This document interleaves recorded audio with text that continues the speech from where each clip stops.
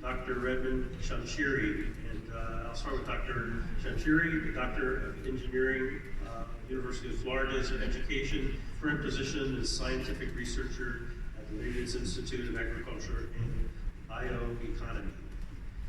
And then Cornelia Gusson, education is a PhD at the Technical University of Braunschweig and in the Institute of Agricultural Machinery. ECU, or the sensors, they're actually connected to a controller unit, and each of them creates a node on ROS through a ROS serial interface.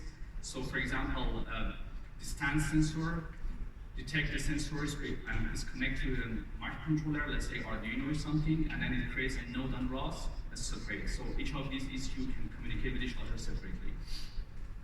And then some of the experiments that we run in the simulation was tractor plus random cycles, tractor and mower dynamics, environment sensing and mapping. We did also experiment for row and turning patterns and reverse driving and for obstacle avoidance. Here we are showing that video that you see sometimes you have some random obstacles like a piece of wood or a stone, and this situation happens to the tractor wheel. So it is not just about autonomous navigation, but you need to know what is in the orchard. And then we also had to do a lot of stability analysis to understand the distribution of weight when a mower is attached. Here is the depth analysis of the mower connected to the 3-point hitch of the tractor. And now that the tractor moves in different patterns and uphills and downhills, control layer, that it shows how internally, when it comes to the control system, for example, how many controllers we have. The controller number 1 takes care of the drive motors, battery, transmissions, PTO, and then the second controller is, for example, a safety controller, and then we have this autonomous control for the obstacle avoidance, and we also have a manual control just in case the driver wants to take over. Here is a communication layer, how we interface our sensors and ECUs. This one shows that, for example, just as an example, a short-range IR sensor, data is read by its own microcontroller, and through CAN bus, it can communicate with other sensors just in case this sensor needs to listen to the other sensors in order to make decision. And then eventually all these, when they interpret the data, they send their command signal to this ROS computer that we have on board, and the ROS computer is connected to the real-time controller, or industrial controller is connected to the actuator.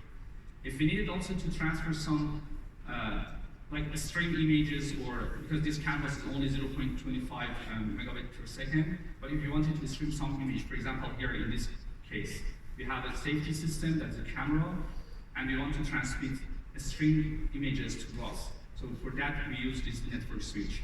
And then we also have internal ECU of the tractor, like engine, temperature, water level, everything. They're also connected to the canvas.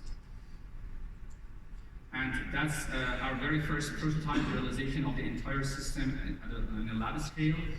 Here we have developed a printed circuit board, designed and developed specifically custom built for this project. Here we have our simulation that you already saw the video, and it is connected to a lab scale model. This is a lab scale tractor, and then it's controlled by the simulation via ROS and via this prototype. It is a ROS-based circuit system. It's flexible design for further improvements and can be connected to CAN bus. It has this Raspberry Pi onboard computer where ROS is installed and is also connected to CAN bus. You have multiple ECUs. And thank you very much. Thank you.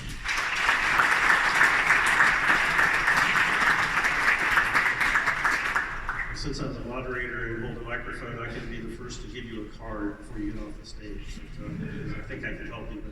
But, this was a very interesting paper. It's we see a lot of people showing the examples of doing autonomy. Because the tractor already had a CAN bus system.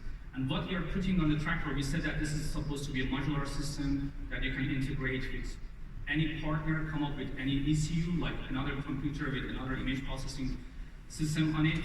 What we need, why we are using this CAN bus, we are just getting the command signal out of each ECU. And we do not care what controller you have in your ECU. It can be a computer, it can be a Raspberry Pi, it can be a microcontroller, it can be a chip from Texas Instruments or anything. But then at the end, you broadcast this message, a control message, to the CAN bus. But just in case you need to broadcast, like a streamlined images, then you will broadcast it to this network switch, which is connected to our ROS computer. That was the idea. In other words, you can remove this ECU and replace it with something else, or you can do any changes you want to do here without interrupting the entire system. Question in the back.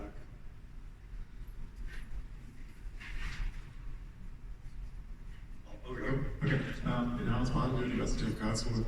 So you had this slide where you showed your evaluation of different sensors that you integrated into the system, and I was wondering, how do you perform sensor fusion on all of these sensors, and is your driving strategy like reactive, based on the sensor input directly, or do you use a map or something? Let me go through that. You're talking about this slide? Yeah, you had one slide where you like showed the surroundings and which. Yeah, that's it. This. Yeah, This slide, huh? Yeah. Yeah, okay, so again, all these sensors that you see here, including the GPS, there is actually, once again, there is one main ROS computers. And then here, this GPS is in charge of making decisions for line tracking or waypoint tracking.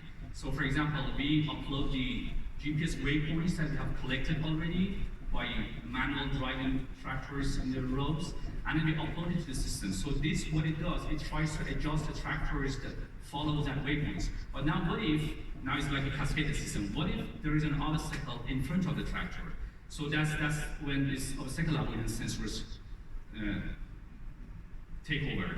And then, again, what if now that obstacle is not a piece of wood, but now it's a human? So now our safety controller takes over. So it's a layer by layers of controller, and it's like an if-then-else algorithm that it says, as long as there is nothing around, just follow the tracks, and the GPS is working, the GPS navigation will start working. And then if something shows up, like a piece of wood, obstacle avoidance, if a human is showed up, safety system takes over. And again, all these messages are processed by its own controller and transferred to ROS. There is one final ROS program that controls everything.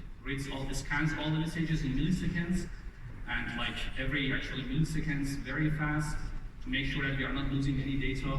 But as I mentioned, what we realize is that by the time we increase the number of sensors and the simulation is running on the same computer, because of the high amount of processing, we lost this serial communication for very short milliseconds, but that did not affect the entire system from working.